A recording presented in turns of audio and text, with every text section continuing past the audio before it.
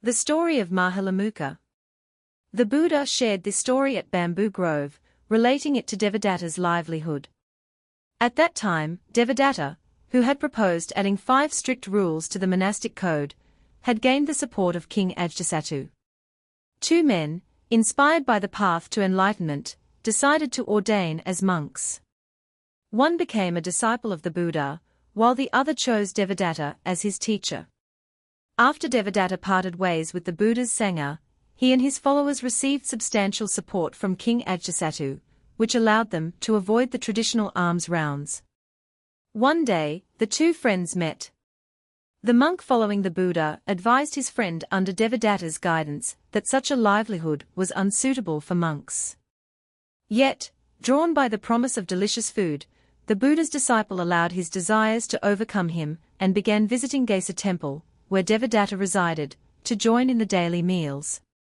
Soon, other monks at Bamboo Grove noticed his behavior and reported it to the Buddha.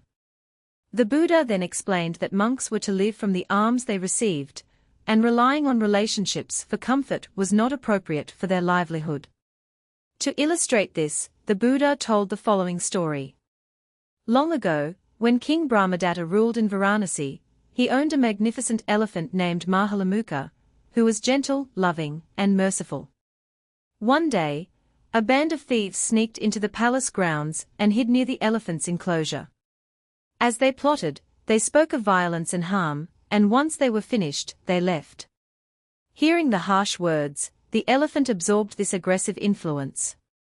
The next day, when the elephant keeper brought food, Mahilàmukha used his trunk to kill the keeper, and then rampaged around the palace, attacking others. When the king was informed, he sent his wise advisor to investigate.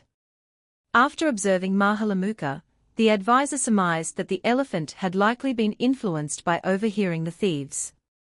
To remedy the situation, he had soldiers secure the elephant in its enclosure and brought kind, moral people to stand near the elephant's pen, speaking only of compassion, kindness, and morality. Over the next few days, hearing only positive words, Mahilàmukha's behavior began to shift back to kindness and gentleness. Curious, the king asked his advisor about the cause of the elephant's sudden aggression and the effectiveness of the treatment.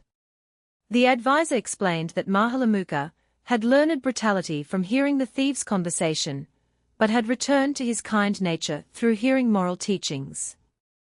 Impressed, the king rewarded the advisor generously, and the advisor continued to live with wisdom and integrity.